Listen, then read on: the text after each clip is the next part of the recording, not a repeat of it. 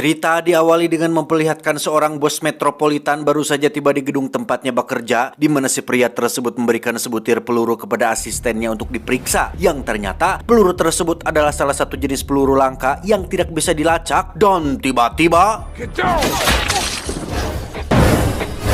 ya, di seberang gedung terdapat beberapa pemudu bayaran yang sudah siap membunuh si bos. Namun alih-alih akan kabur, si bos justru bermaksud untuk melompat dengan mengambil ancang-ancang sejauh mungkin untuk bisa sampai ke gedung di seberangnya.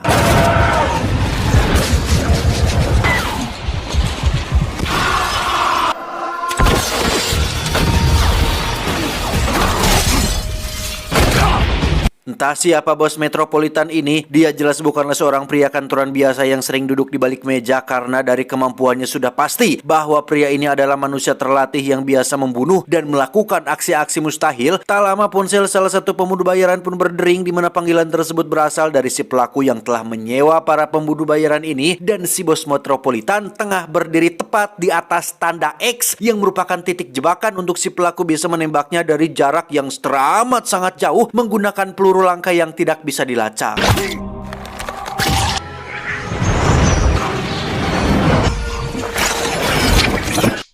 Dan inilah Brahma Kumbara. Loh, dan inilah Wanted. Kisah akan berfokus pada seorang manajer akuntan bernama Wesley Gibson, seorang pria kantoran menyedihkan yang setiap harinya selalu mengulangi aktivitas yang sama seperti diintimidasi oleh bosnya yang tak pernah sedikit pun menghargai pekerjaan Wesley, sang kekasih yang berselingkuh dengan teman kantornya yang bernama Barry, dan kondisi tubuhnya yang sering mengalami panic attack atau serangan panik, sehingga Wesley harus rutin mengkonsumsi obat penenang hampir setiap hari. In fact, the only thing I do...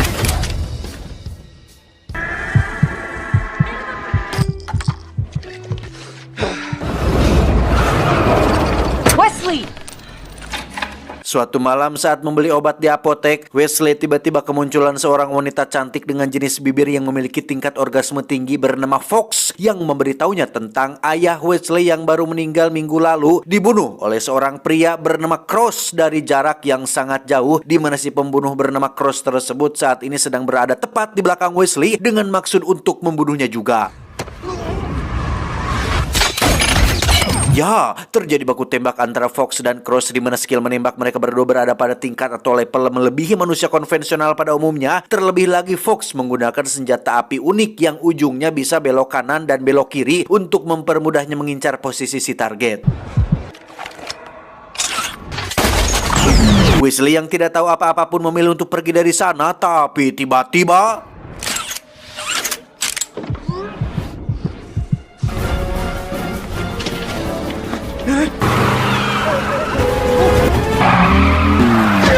Fox membawa Wesley pergi dengan mobilnya, namun Cross masih keras kepala mengejarnya dengan mengendarai sebuah truk, di mana Fox menyuruh Wesley untuk ambil alih kemudi sedangkan dirinya akan menembaki si Cross. Namun yang jadi masalah adalah bukan perihal ambil alih kemudinya, tetapi posisi Fox menembak itulah yang cukup membuat Wesley menjadi hariwang, karena pengpelangan alias palangkakannya harus ngadangkang tepat di depan wajah Wesley yang membuatnya agak kesulitan untuk berkonsentrasi.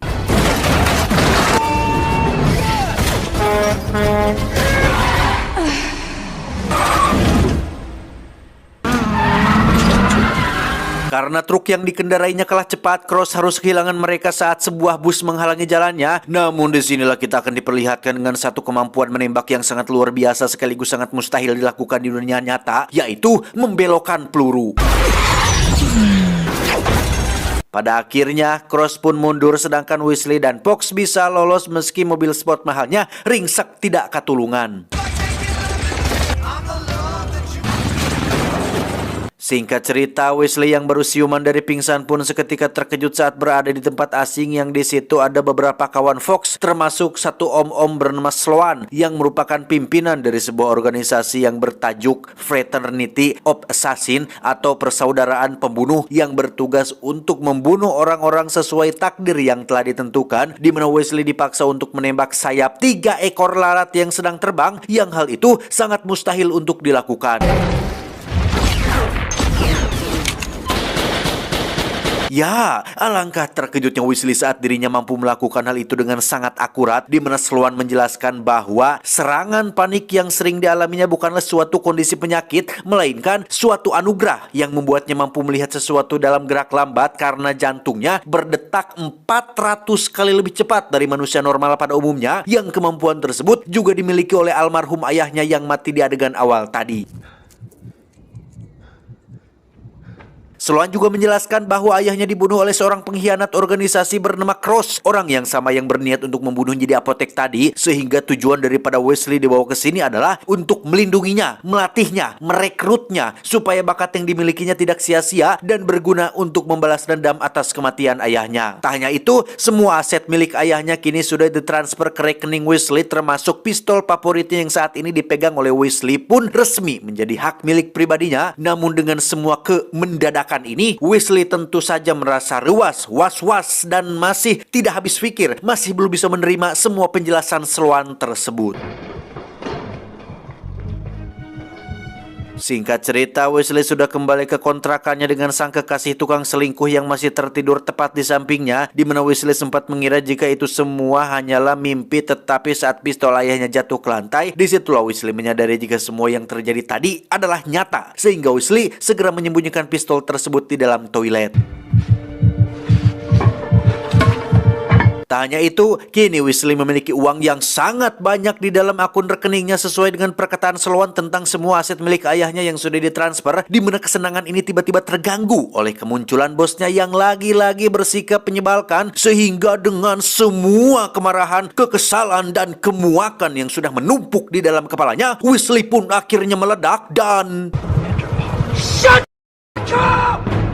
Tak hanya membuat bosnya kena mental, Weasley juga menabok wajah sang ketua Guardian of the Galaxy, yaitu teman kantornya yang selingkuh dengan pacarnya, di mana Weasley benar-benar merasa lebih beradrenalin, lebih semangat, lebih hidup, dan lebih percaya diri dari sebelumnya.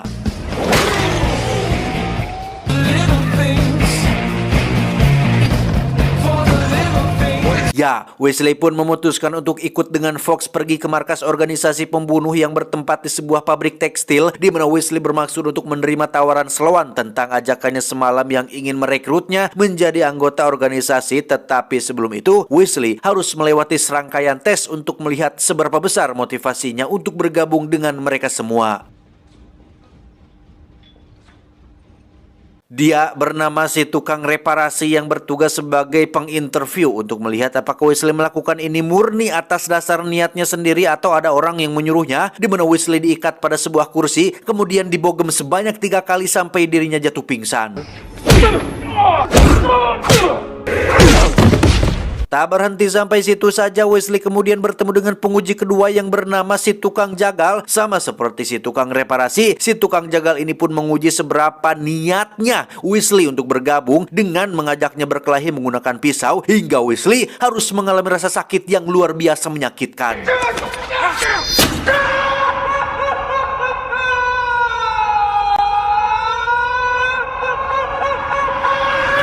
Weasley terbangun di dalam bak mandi berisi penuh dengan cairan lilin yang sudah mengeras, di mana hal ini merupakan sebuah metode kuno untuk menyembuhkan luka seperti sayatan, patah tulang, kadas, kuris, kurap, dan rombeheun dalam waktu hanya hitungan jam saja. Dan yang bertanggung jawab atas hal ini adalah seorang pria Rusia, kita panggil saja si Rusia, yang memberikan Weasley seteguk minuman beralkohol.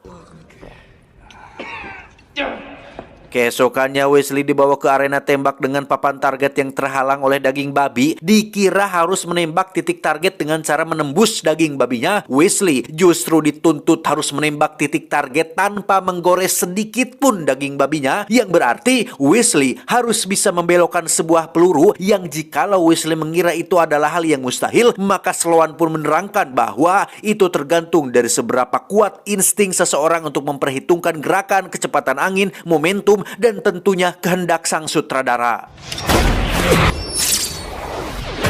Sebelum mempraktekannya, Weasley akan dilatih oleh Fawkes untuk memperkuat instingnya dengan cara menangkap penggulung rajutan yang bergerak sangat cepat sekali, di mana Weasley sangat kesulitan melakukannya hingga membuat tangannya mengalami luka-luka. Tak berhasil dengan penggulung rajutan, Fox mengajak Wesley naik ke atas sebuah kereta api yang sedang melaju kencang, di mana kegiatan berbahaya ini merupakan termasuk dalam latihan memperkuat insting supaya Wesley bisa membelokkan peluru. Namun karena ini adalah yang pertama kali baginya, Wesley langsung ngagoler setelah terbentur beton jembatan. Dan lagi, Wesley terbangun di dalam bak cairan lilin dengan si Rusia yang sedang bermain dengan tikusnya. Dia menunjukkan suatu metode yang katanya diciptakan oleh almarhum ayah Wesley, yaitu dengan menempelkan peledak berukuran kecil pada sebuah tubuh tikus dan menjadikannya sebagai senjata yang mematikan. Setiap hari Wesley terus dibuat babak belur oleh Fox dan kawan-kawan, dan sampai detik ini Wesley masih belum menunjukkan adanya perkembangan yang signifikan, sementara satu persatu kawan mereka terus bertumbangan akibat dibunuh oleh si Cross, di mana Sloan sendiri meyakini jika satu-satunya orang yang bisa melacak dan membunuh Cross hanyalah Wesley seorang. Entah apa alasannya, karena jika dipikir-pikir mereka kan sudah pasti lebih pro, lebih hebat, dan lebih berpengalaman, dan lebih memiliki peluang besar untuk membunuh si Cross ketimbang hanya mengandalkan seorang manajer akuntan biasa yang masih rarampa dan belum ada kemajuan.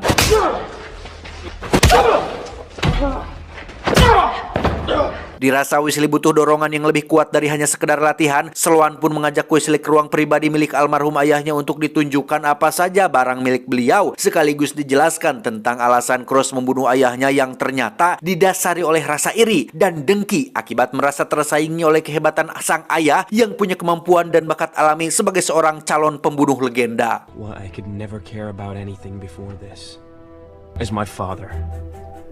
Dari situlah Wesley mulai mikir dan mulai giat berlatih, termasuk melakukan investigasi mandiri dengan menyelidiki peluru langka tak terlacak yang selalu digunakan oleh si Cross, hingga menyisakan satu pertanyaan tentang kenapa hanya Wesley saja yang lolos dari si Cross, padahal dari catatan yang ada, Cross adalah sosok pembunuh sempurna yang tidak pernah satu kali pun melakukan kesalahan ataupun gagal membunuh targetnya, sehingga hal ini agak sedikit janggal dan aneh. Tetapi Wesley memilih untuk tidak memikirkannya dulu. Move he ever made. Every attack he ever executed, bullets untraceable, of course. Surrounded by Secret Service agents. Kembali ke latihan setelah berminggu-minggu selalu dihajar dan diintimidasi oleh para pelatih. Kini saatnya Wesley mulai bangkit dengan melakukan perlawanan yang dilakukan secara spontan. Hingga si tukang reparasi dan si tukang jagal harus merasakan rasa sakit yang sama seperti yang Wesley rasakan selama berminggu-minggu terakhir ini. Tak hanya itu, Wesley juga berhasil dalam ujian kereta api, termasuk menangkap penggulung rajutan tanpa melukai sedikit pun dari tangannya.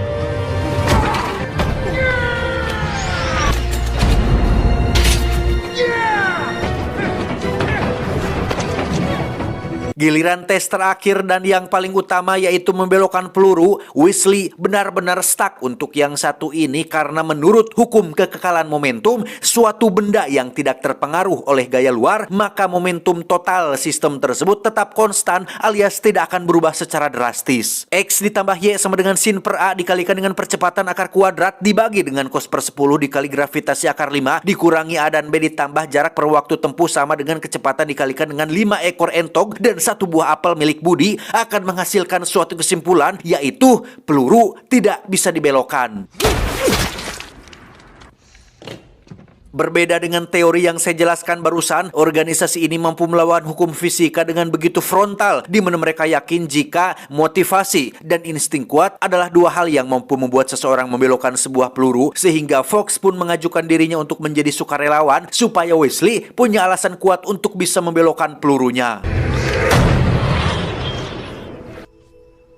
Sukses membelokkan peluru, Wesley pun diajak Sloan untuk mengetahui tentang asal-usul organisasi ini yang sudah terbentuk sejak 1000 tahun yang lalu. Mereka memiliki sebuah visi dan misi untuk menjaga kedamaian di muka bumi ini dengan cara membunuh calon-calon orang jahat yang akan menimbulkan kerusakan atau kemungkaran di masa depan. Dan ini adalah sebuah mesin tenun takdir yang sudah ada sejak 1000 tahun yang lalu. Mesin tenun ini menghasilkan kain berisi kode untuk dipecahkan menjadi nama lengkap seseorang yang merupakan nama target yang harus mereka bunuh. Mesin meski target mereka belum melakukan kejahatan dan kesalahan, tetapi Sloan dan organisasi ini tetap akan membunuh targetnya, dan justru itulah tugas utama mereka, yakni mencegah terjadinya kejahatan dengan cara membunuh si target sebelum mereka benar-benar melakukan kejahatannya di masa depan. Semua ini dilakukan atas dasar keyakinan pada takdir, menggantungkan nasib dan nyawa seseorang berdasarkan kain yang dibuat oleh mesin tenun, di mana Wesley mendapat tugas pertama untuk membunuh seorang target yang merupakan orang kantoran yang meski Wesley tidak mengenalnya sama sekali dan tidak tahu apa dosanya, Sloan tetap meminta Wesley untuk bunuh target tersebut, hitung-hitung latihan sebelum membunuh si Cross.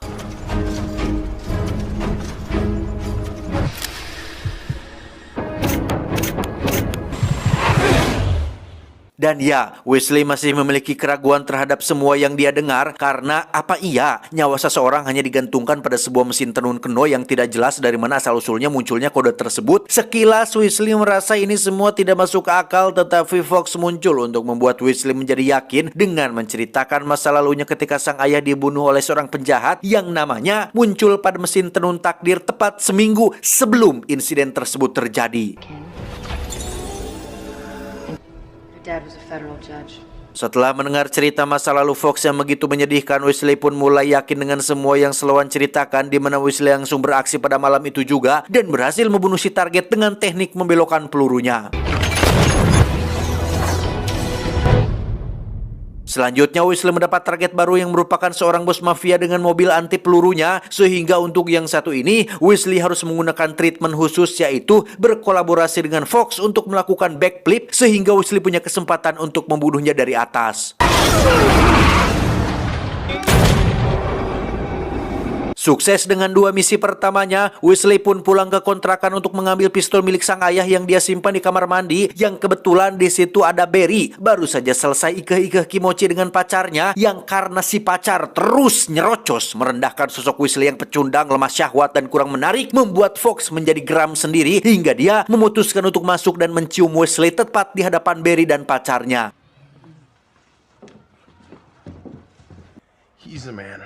Tepat saat Fox sedang pergi mengambil mobil, Wesley yang sendirian pun didatangi oleh si Cross yang langsung menarik pelatuk hingga terjadi momen langka, yaitu 2 peluru yang saling beradu secara akurat. Entah fakta apa yang sebenarnya belum terungkap, Cross bisa saja membunuh Wesley dengan sangat mudah sekali, tetapi dia tidak melakukannya dan justru memancing Wesley untuk mengejarnya ke sebuah gedung sepi yang di situ Wesley sempat kehilangan Cross yang lari seperti bajing dan tiba-tiba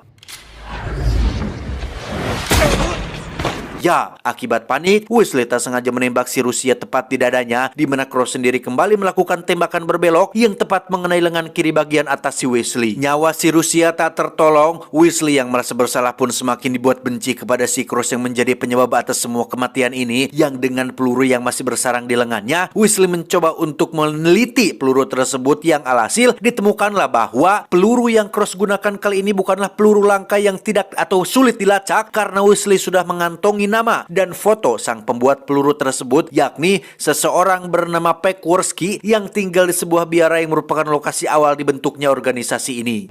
This place is where the fraternity was born. Wesley pun meminta izin kepada Sloan untuk berangkat sendirian supaya Cross tidak kagok untuk muncul kembali di hadapannya, di mana saat Wesley sudah pergi, Sloan memperlihatkan Fox sebuah fakta mengejutkan tentang nama Wesley yang muncul dari mesin tenun takdir, yang berarti Wesley harus segera dibunuh setelah dia berhasil melenyapkan si Cross, yang tugas tersebut diberikan kepada Fox yang merupakan orang terdekat Wesley di organisasi ini.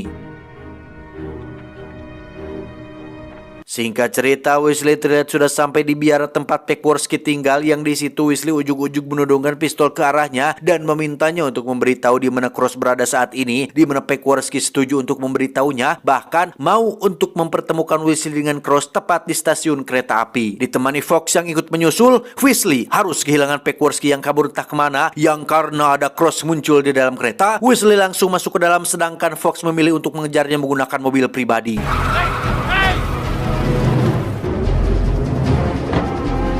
Semakin jelaslah bahwasanya Cross memang tidak berniat untuk membunuh Wesley, di mana mereka berdua kembali melakukan adu tembak dengan masih ada beberapa penumpang sedang berlarian, sehingga keduanya pun menggunakan teknik membelokkan peluru dan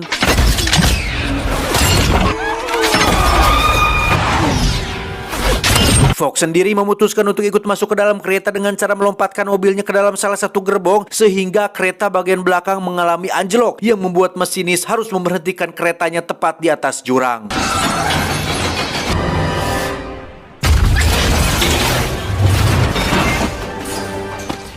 Dan ya, entah apa yang sebenarnya sedang terjadi, Cross yang di awal ingin membunuh Weasley tiba-tiba saja membantunya agar tidak jatuh, di mana Weasley tetap saja menembaknya tepat di bagian dada yang pada detik-detik sekarat itulah Cross memberitahu Weasley tentang Sloan yang sudah membohonginya karena faktanya Cross adalah ayah kandung Weasley yang hal itu dikonfirmasi langsung oleh Fox yang membenarkan tentang hal tersebut dan sekarang Weasley harus mati sesuai takdir yang sudah tertera. You're my son.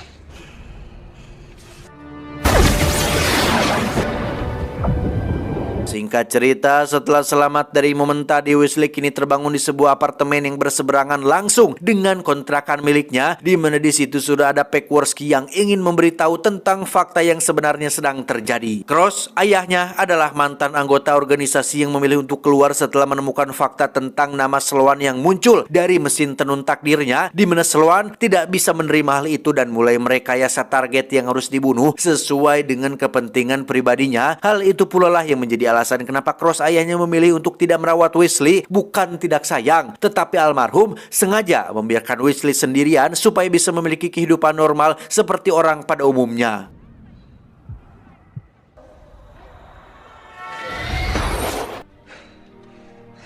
Jika Weasley sempat berpikir sang ayah mencoba untuk membunuhnya, justru beliau berupaya untuk memisahkan Weasley dari Fox dan organisasi ini, dan sekarang semuanya sudah terlambat karena sang ayah sudah mati dibunuh oleh Weasley sendiri. Peckworski memberikan tiket penerbangan untuk Weasley kabur sejauh mungkin, namun dengan semua yang sudah terjadi, nehi, aku ora bakal mundur mas, akan kubalaskan kematian ayahku.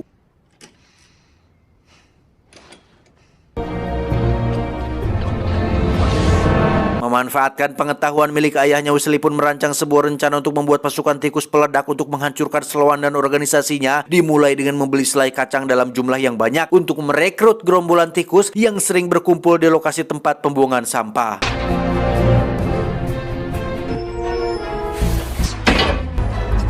Setelah semua siap, Weasley langsung meluncur ke markas Sloan dengan mengendarai mobil pengangkut sampah dan membiarkan ratusan tikus memasuki pabrik tekstilnya.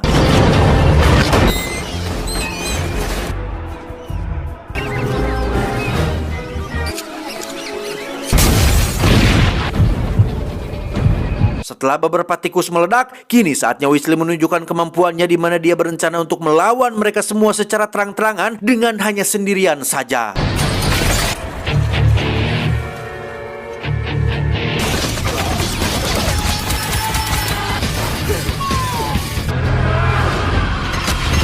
Selesai dengan si tukang reparasi dan pasukan yang ada di bawah, kini saatnya Weasley harus berhadapan dengan si tukang jagal yang meski sempat menjadi pelatihnya beberapa waktu yang lalu, Weasley tidak akan segan-segan untuk menghabisinya kali ini.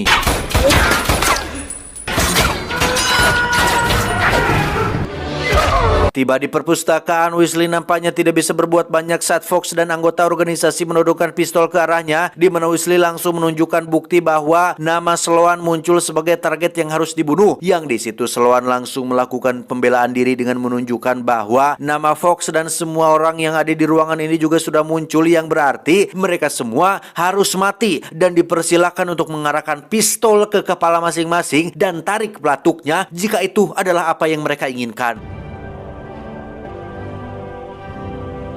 Sloan menegaskan bahwa apa yang dirinya sudah lakukan adalah bukan untuk kepentingan dirinya sendiri, melainkan untuk kepentingan bersama. Di bawah kepemimpinannya, organisasi ini semakin hari semakin kuat, persaudaraan semakin erat, sehingga sekali lagi, jika mereka tidak setuju dengan perkataan Sloan, silahkan arahkan pistol ke kepala masing-masing, atau bunuh Weasley dan lanjutkan kembali hidup mereka. Di saat yang lain tidak peduli dengan takdir mesin tenun dan berniat untuk membunuh Weasley, hanya Fox lah satu-satunya orang yang percaya dengan nasibnya yang harus mati, sehingga dia pun melakukan sebuah tembakan yang semakin mustahil, bukan lagi membelokkan peluru, tetapi memutarkan peluru.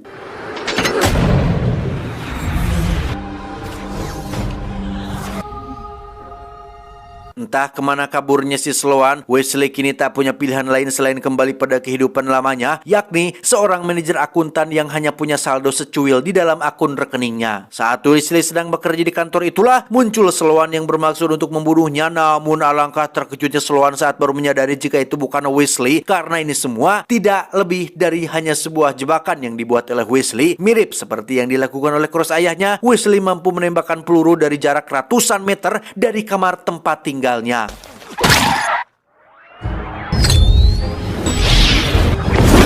my life.